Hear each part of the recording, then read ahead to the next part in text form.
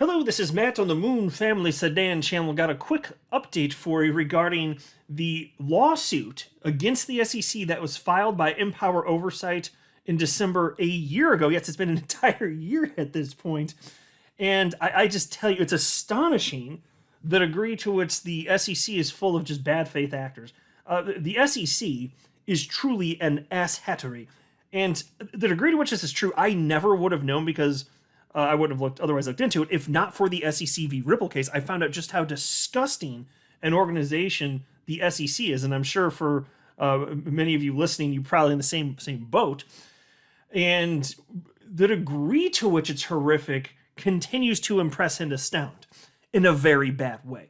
So I'll even tell you here at the outset of the video, and there's a reason, by the way. John Deaton's crypto law organization, touted this as a throwdown, as you can see on the screen for those of you that are looking. And I'd say that's aptly put. Yeah, this is basically a throwdown. Empower Oversight escalates legal fight for Hinman files via SEC. And so I'll just tell you, the SEC was making Empower Oversight jump through some ridiculous hoops, and then Empower Oversight jumped through the hoops, and the SEC said, "Yeah, we're still not going to give you the search results anyway. We're just not going to do it now. You jumped through the hoops we said to, but we're still not going to do the thing." Completely ridiculous. And I got some perspective and comments from Attorney Deaton on this. But before going further, I do want to be clear, I do not have a legal or financial background of any kind. I am not offering legal or financial advice, and you definitely should not buy or sell anything because of anything I say or write. I'm just an enthusiast who enjoys making YouTube videos about crypto-related topics, but just as a hobby and just for fun. And I thought I'd share with you one of the comments from Attorney Deaton that I want to share with you before I go through the specifics from Empower Oversight, and then I'll share with you additional stuff from Attorney Deaton. But, and again, just all you need to know for this particular moment in time is that Empower Oversight has filed Freedom of Information Act request, or FOIA request for short, FOIA, and it has to do with Hinman emails. SEC's not being fair here. They're not handing over what they're supposed to. And here's one of the things that Attorney Deaton had to say about this, because they're bad faith actors, obviously. Attorney Deaton says, "Make no mistake, the SEC has already located all of the emails of the names listed. Some of it may have been produced to Ripple in discovery. I guarantee the SEC has already located the emails, but they do not want to produce them because it will show things they don't want shown." And so what don't they want shown? Well, that's the fun part here. Let me share with you what we got from Empower Oversight, though. And this is from their official website, and they titled this official post, "Empower Oversight counters SEC's bad faith FOIA tactics with new filing on crypto conflicts." Empower Oversight has filed another records request with the Securities and Exchange Commission related to conflicts of interest in its cryptocurrency enforcement decisions. The move is an effort to end the SEC's gamesmanship and delays in refusing to conduct searches for records of communications using a specific list of names that the SEC first asked Empower Oversight to provide and then promptly ignored nearly a year ago in connection with an August 2021 request that is now the subject of ongoing Freedom of Information Act lawsuit against the SEC. So let's pause to be clear here. Empower Oversight requested specific emails, and actually before that even, they were more broad in terms of what they were asking for. The SEC came back and said that's too broad, need to kind of narrow it down. Empower Oversight, this is where they played ball, gave a specific list of names, which I'd reported on in the past, and the SEC received those names, and they're like, "Oh, you did the thing." I guess they just were hoping that Empower Oversight would just go away because it might be perceived as more trouble than it's worth. But no, Empower Oversight's not going away. I can assure you of that. This is not some sort of fly-by-night organization here. And so the SEC is just like, "You did the thing, okay, but we're not going to give you the information still." That's effectively what happened here. So check this out. As it continues, as explained in the background section of the new request, the SEC and Empower Oversight discussed the original request in a conference call in January of 2022 to clarify the scope of the search required. During that call, SEC FOIA officials claimed that they had no way of knowing the names of personnel from those entities named in the request, and thus no way to search for them. The SEC then asked Empower Oversight to provide a list of names to guide additional searches, which Empower Oversight supplied on February 18th, 2022. Yet the SEC then refused to conduct those searches and suggested that the court should ignore the SEC's refusal to use the list of names and searches as opposed to viewing it for what it is: evidence that its search was intentionally and unreasonably narrow. So think about this, folks. The SEC, they did something that they shouldn't do. And Empower Oversight here is pointing out the court should easily recognize this. The search request is way too narrow. And yes, Empower Oversight, they played ball anyway. And that's fine. I'm not critiquing that. I'm just noting that's what happened because they're just trying to jump through the hoops to get the info. But they didn't provide the info. And so now the court's going to look at this and be like, what the hell's with the ridiculously narrow search? And the SEC is just like, yeah, just ignore that. Ignore the refusal to, of the SEC to supply any searches with this very specific list of names. Just ignore it all. And they're just seeing what they can get away with. They have no shame and they do not care. They're not a business. They're a government agency. They're just going to be here no matter how horribly run the organization is, no matter how corrupt and awful it is. It doesn't matter. They're going to continue to exist. And so they're behaving clearly differently than a business would.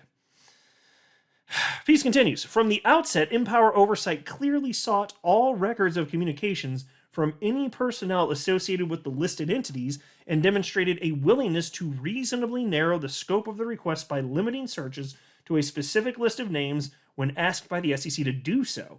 And yet, as Empower Oversight has explained in court and again in this filing, the SEC unreasonably rejected Empower Oversight's good faith efforts at accommodation and wasted everyone's time and resources to litigate the issue rather than simply conducting the searches on the names it had requested. So think about this. Again, they had the conference call earlier this year at the start of 2022. They were on the same page in terms of what needed to be sent to the SEC in order to have a sufficiently narrow search. And they did it. Empower Oversights did it. And then crickets. So you got to ask them, and this is why it's interesting though. Why? Why is the information not just being handed over? Well, Attorney Deaton isn't afraid to speculate on why. Take a look at this. It's because there's bad stuff in there. Check this out. Attorney Deaton says, the SEC continues to lack faithful allegiance to the law. Empower Oversight sued the SEC via FOIA. The SEC agreed to search for emails of the names listed below, but failed to do so after agreeing. They absolutely have emails and already did the search for some of those names. To Jason Foster, and Attorney Deaton did tag Jason Foster, who is the founder and president of Empower Oversights, tagged him right here on Twitter and says, Jason, in your litigation with the SEC, please know that some of the emails you've requested have already been searched and were produced to Ripple during the litigation of that case. During the Hinman deposition, Ripple attorneys marked emails and exhibits. So folks, think about this. They're refusing to do the search for Empower Oversight. They already did a search that revealed a bunch of what Empower Oversight is already asking for. They already did it. They already did it in the Ripple SEC v. Ripple case. And now they're pretending like, oh, no, can't do that because reasons. Privileged information, this or that, doesn't apply under FOIA. That's the type of crap that they're saying. They already freaking did it. What is going on here? Now, not that they handed out everything that Empower Oversight wants to Ripple attorneys because it was a separate search, but I'm just saying that there was some overlap. That's what Attorney Deaton is pointing out. There was some overlap there. And then Attorney Deaton says, the deposition and emails have not been 100% unsealed yet. But if you go to my crypto law US page and pull the Hinman deposition, you will read how Ripple lawyers question Hinman about emails from Joe Lubin and or other folks from Consensus. And check out this part. And this is the part that I think is most telling. And it's Attorney Deaton hitting the nail on the head. And unfortunately, we're going to be left to speculate exactly what the specifics might be. But still, I think Attorney Deaton's right here. And he says, you can use this information to show, at a minimum, some of what you've requested has already been searched for and produced. So question, Why would the SEC agree to look and then change its mind? Answer: because it didn't like what it found once it looked. Bingo.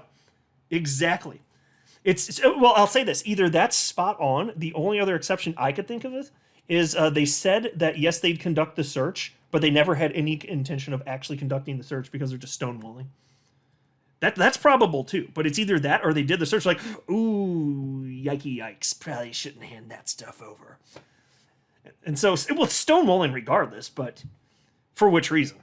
It's probably one of those. That would be my guess. If you have your own unique reason that you can think of, feel free to drop in the comment section below, but this is completely absurd and ridiculous, and that's the latest in what's going on here. So I'm still optimistic the truth's going to come out, and we also know that, at least as far as the Hinman emails, as pertains to those, at least Ripple has them. Now, it's not a guarantee that those emails are ever going to see the light of day, but we know that it's bad. I mean, Stuart Alderati of Ripple and Brad Garlinghouse of Ripple, they both said, yeah, it's shocking. Well, specifically Brad Garlinghouse used the word shocking, but you get the cut of my jib here. It's bad stuff in there. And unless there's some sort of settlement agreement, and part of the deal is, hey, Ripple, you can't hand this out as part of the agreement, we should end up seeing it, even if it's a redacted version. When the redactions happen, typically, and from what I understand, based on what I've seen from attorneys in the space, there may be some key specifics, but it would be very, very narrow in terms of what would be redacted. Maybe some personal information here or there for specific reasons. But in terms of the terrible, bad, awful stuff that's in there that Brad Garlinghouse says would shock us, that should not be redacted. In all likelihood, it will not be redacted if it sees the light of day, and it may. I hope it does. We're going to find out. But in the meantime, what in the ever-loving hell is the SEC doing here? What a bunch of pricks. I'm not a financial advisor. You should not buy or sell anything because of anything I say or write. That would be a very, very, very bad idea. Until next time, to the Moon family sedan.